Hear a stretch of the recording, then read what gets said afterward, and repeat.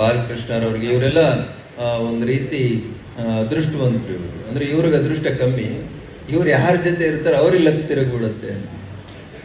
ಈ ಬಾಲಣ್ಣ ಚಲುವರಾಯಸ್ವಾಮಿರವರು ಇವ್ರದೊಂದು ಟೀಮ್ ಇದೆ. ಈ ಟೀಮ್ ಯಾವ ಕಡೆ ಟರ್ನ್ ಆಗುತ್ತೆ ಅವರೇ ಮುಖ್ಯಮಂತ್ರಿಗಳಾಗ್ಬಿಡ್ತಾರೆ. ಕುಮಾರಣ್ಣವ್ರ ಜೊತೆ ಇದ್ರು, ಕುಮಾರಣ್ಣವ್ರ ಮುಖ್ಯಮಂತ್ರಿ ಆಗ್ಬಿಡ್ತಾರೆ. ಆಮೇಲೆ ನೋಡಿದ್ರೆ ಶಿವಕುಮಾರ್ ಅವ್ರ ಜೊತೆ ಹೋಗ್ಬಿಟ್ರು. ನಾನು ಹೇಳಿದೆ, ನೀವೆಲ್ಲ ಹೋಗಿದ್ದೀರಾ, ಶಿವಕುಮಾರ್ ಗ್ಯಾರಂಟಿ ಮುಖ್ಯಮಂತ್ರಿ ಆಗ್ತಾರೆ, ಅವ್ರನ್ನೂ ಮುಖ್ಯಮಂತ್ರಿ ಮಾಡೋದು. ಈ ಬಾಲಣ್ಣವ್ರು ನಾನು ಹೇಳ್ತಿದ್ದೆ ಯಾವಾಗ್ಲೂ, ನೀವು ಮೊದಲನೇ ಸರಿ ಯಾವಾಗ ರಾಜಕೀಯ ಶುರು ಮಾಡಿದ್ರೆ ಅದೇ ಪಕ್ಷದಲ್ಲಿ ಇದ್ದಿದ್ರೆ ಇಷ್ಟೊತ್ತು ನೀವು ಎಲ್ಲೋ ಹೊರಟೋಗ್ತಿದ್ರಿ. ನೀವು ಅವ್ರನ್ನ ಮುಖ್ಯಮಂತ್ರಿ ಮಾಡಕ್, ಇವ್ರನ್ನ ಮುಖ್ಯಮಂತ್ರಿ ಮಾಡಕ್ ಅಲ್ಲಿ ಇಲ್ಲಿ ಚೇಂಜ್ ಮಾಡಿ ಇನ್ನು ನೀವು ಮಂತ್ರಿ ಆಗಿ ಒದ್ದಾಡ್ತಾ ಇದ್ದೀರಾ.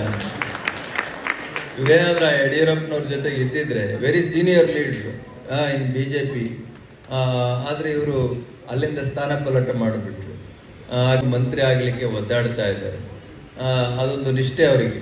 ಎಲ್ಲಿದ್ರು ನಾವು ನಮ್ಮ ಜೊತೆಲಿರೋರ್ಗೆ ಒಳ್ಳೇದು ಬಯಸಬೇಕು ಅಂತೇಳಿ, ಅದರಿಂದ ಇವತ್ತು ಶಿವಕುಮಾರ್ ಅವರು ಮುಖ್ಯಮಂತ್ರಿಗಳಾಗಿದ್ದಾರೆ. ಅವರ ಪಕ್ಷ ದೊಡ್ಡ ಮನಸ್ಸು ಮಾಡಿ ಅವರಿಗೆ ಬಹಳ ದೊಡ್ಡ ಅಧಿಕಾರವನ್ನ ಕೊಟ್ಟಿದೆ.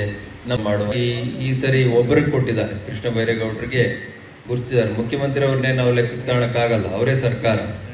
ಅದರಿಂದ ಇಲ್ಲ, ಅವರೇ ಅಕ್ಸೆಪ್ಟ್ ಮಾಡ್ಕೊಂಡಿರೋದ್ರಿಂದ ಒಬ್ರು ಕೊಟ್ಟಿದ್ದಾರೆ.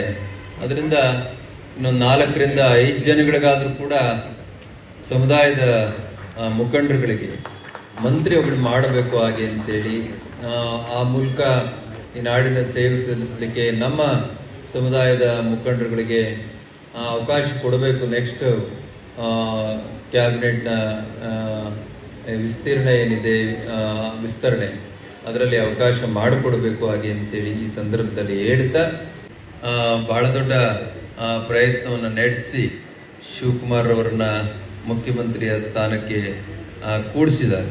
ಅವ್ರ ಹೆಸರೆಲ್ಲ ಟಿವಿಯಲ್ಲಿ ಬರ್ತಾ ಇತ್ತು. ಬಾಲಕೃಷ್ಣರವರು, ಶರತ್ ಬಚ್ಚೇಗೌಡರು, ಚಲುವರಾಯಸ್ವಾಮಿರವರು ಅಂತ ಮಿಸ್ ಆಗಿದೆ. ಅವ್ರದೇ ಆದ ಒತ್ತಡ ಮತ್ತು ಬೇರೆ ಬೇರೆ ಸಾಮಾಜಿಕ ನ್ಯಾಯವನ್ನ ಕೊಡುವಂತ ನಿಟ್ಟಿನಲ್ಲಿ ಮಿಸ್ ಆಗಿದೆ. ಮುಂದಿನ ದಿನಗಳಲ್ಲಿ ಈ ಏನು ವೇದಿಕೆಯಲ್ಲಿರುವಂತ ಅವರೆಲ್ಲರೂ ಕೂಡ ಮತ್ತೊಮ್ಮೆ ನಾವು ದೊಡ್ಡ ಸ್ಥಾನದಲ್ಲಿ ನೋಡುವಂತ ಅವಕಾಶ ಸಿಗಲಿ ಹಾಗೆ ಅಂತೇಳಿ